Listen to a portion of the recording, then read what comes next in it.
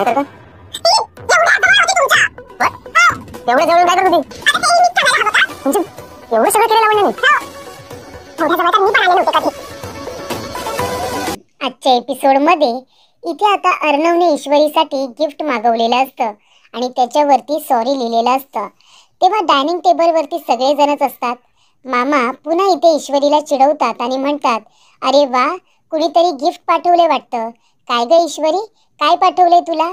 तेव्हा इथे अंजली ईश्वरी आणि अर्णव या दोघांकडे बघते आणि म्हणत असते, सो क्यूट. तेव्हा इथे आकाश म्हणत असतो, काय हो बहिणी साहेब, हा कोण माणूस आहे जो तुम्हाला ग्रीटिंग कार्ड्स आणि गिफ्ट पाठवतोय? माहितीये का तुम्हाला तो कोण माणूस आहे ते? तेव्हा अंजली म्हणत असते, मला तर वाटतंय हा जो कोणी आहे ना तो आता गिफ्ट्स आणि कार्ड्स याने आपलं घर पूर्ण भरून टाकणार आहे. काय वाटतं तुम्हाला? तेव्हा इथे आकाश म्हणत असतो, काय हो दादासाहेब, हा कोण माणूस आहे जो वहिनी साहेबांना गिफ्ट्स पाठवतोय? तुम्हाला काही माहिती आहे का? तेव्हा इथे मामा म्हणतात, काय रे अर्णव, तुला कल्पना आहे का या सगळ्याची की ईश्वरीला हे गिफ्ट्स कोण पाठवते? काही अंदाज आहे?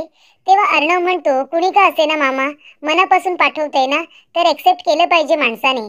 तेव्हा ईश्वरी म्हणते, कसं आहे ना मामा, गिफ्ट्स आणि कार्ड तोच व्यक्ती पाठवतो ज्याला तोंडाने सॉरी बोलता येत नाही. सॉरी बोलायला त्यांना इथे जमतच नाही. ते लोक असं कार्ड आणि गिफ्ट्स वरती पैसे खर्च करतात. जर मनापासून सॉरी बोलायचंच असेल ना तर एकदा सॉरी म्हणून बघायचं कसं वाटतं ते. आणि ज्या लोकांना तोंडाने सॉरी बोलता येत नाही त्यांनी असं गिफ्ट्स आणि कार्ड्स न पाठवलेलेच बरे.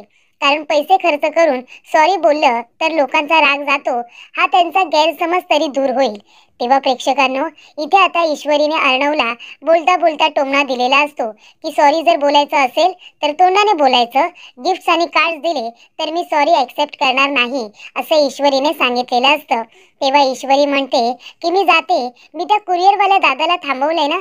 तर इथे मामा म्हणतात, का, त्याला का थांबवलेस? तेव्हा ईश्वरी म्हणते, कारण हे गिफ्ट ज्या व्यक्तीने मला पाठवलंय ना त्याला मी परत करून टाकणार आहे.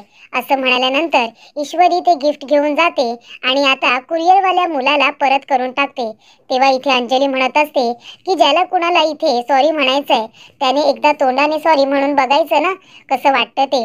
त्यानंतर प्रेक्षकांनो, इथे आता अर्णवला कळलेलं असतं की इथे कितीही गिफ्ट्स दिले, कितीही कार्ड्स दिले तरी सुद्धा मी सिंदूर काही माझे सॉरी एक्सेप्ट करणार नाहीये. मला तिला तोंडाने सॉरी म्हणावंच लागेल.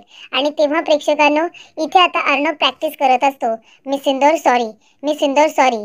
कारण तो आपल्या मनामध्ये म्हणत असतो की मला इथे सॉरी म्हणायला किती